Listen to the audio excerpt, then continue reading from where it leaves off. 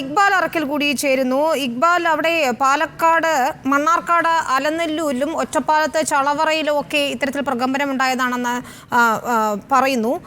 അത് സ്ഥിരീകരിക്കാനായിട്ടുണ്ടോ? ചിലയിടങ്ങളിലൊക്കെ വിളിക്കുമ്പോൾ അത്തരത്തിൽ സ്ഥിരീകരിക്കാനാകുന്നില്ല. പക്ഷെ എന്താണ് അവിടെ സംഭവിച്ചതെന്ന് വ്യക്തമാവുന്നുണ്ടോ?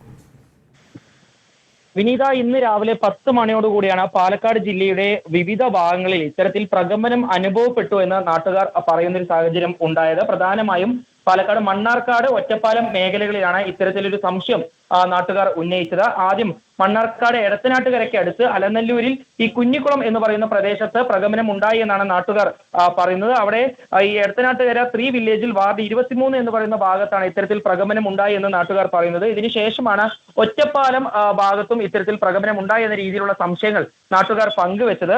ഒറ്റപ്പാലത്ത് പ്രധാനമായും ഈ അനങ്ങമലയുടെ താഴ്വാരമായിട്ടുള്ള ഈ വാണിയംകുളം, കോതകുറിശി, പനമണ്ണ, പനിയൂർ, വരോട്, തളവറ മേഖലകളിലാണ് ഇത്തരത്തിൽ പ്രകമ്പനം അനുഭവപ്പെട്ടെന്നാണ് നാട്ടുകാർ പറയുന്നത്. മാത്രമല്ല ലക്കിടി, അകലൂർ ഭാഗത്തും ഇത്തരത്തിൽ ചെറിയ രീതിയിൽ ഒരു പ്രകമ്പനം അനുഭവപ്പെട്ടെന്ന് നാട്ടുകാർ പറഞ്ഞിട്ടുണ്ട്. നാട്ടുകാർ നൽകിയിട്ടുള്ള വിവരത്തിന്റെ അടിസ്ഥാനത്തിൽ നിലവിൽ തദ്ദേശ സ്വയംഭരണ സ്ഥാപനങ്ങളിലുള്ള ഉദ്യോഗസ്ഥർ ഈ പ്രദേശങ്ങളിലേക്ക് എത്തി നിലവിൽ പരിശോധനകൾ നടത്തുകയാണ്. നാട്ടുകാരുടെ സംശയം മാത്രമാണ് നിലവിൽ പുറത്തു വന്നിട്ടുള്ളത്. ഇത് സ്ഥിരീകരിക്കേണ്ടതുണ്ട് എന്നാണ് അല്പസമയം മുമ്പ് തളവറ പ്രസിഡന്റ് ഉൾപ്പെടെ നമ്മൾ വിളിച്ച് സംസാരിച്ചപ്പോൾ മനസ്സിലാക്കാൻ സാധിച്ചിട്ടുള്ളത്. ഏതായാലും വിശദമായിട്ടുള്ള ഒരു പരിശോധന തന്നെ ഈ ഭാഗത്ത് നടക്കുന്നുണ്ട്.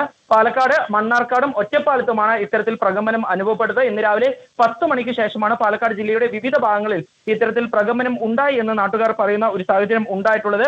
ഏതായാലും മണ്ണാർക്കാട് ഈ എടത്തനാട്ടുകര അലനല്ലൂർ ഭാഗത്തും അതുപോലെ തന്നെ ഒറ്റപ്പാലത്ത് ഈ തളവറ, പുലാക്കുന്ന്, ലക്കിടി, അകലൂർ, പനമണ്ണ, കോതകുറിശി, വാണിയംകുളം, പനിയൂർ, വരോട് എന്നീ ഭാഗങ്ങളുമാണ് ഇത്തരത്തിൽ പ്രകമ്പനം അനുഭവപ്പെട്ടുള്ളത്. ഏതായാലും നാട്ടുകാരുടെ സംശയത്തിന്റെ അടിസ്ഥാനത്തിൽ ഇപ്പോൾ ഈ തദ്ദേശ സ്വയംഭരണ സ്ഥാപനങ്ങളിലെ ഉദ്യോഗസ്ഥർ ഉൾപ്പെടെ നേരിട്ടെത്തി ഈ പ്രദേശത്തെല്ലാം നിലവിൽ പരിശോധന ആരംഭിച്ചിരിക്കുകയാണ് വിനീത.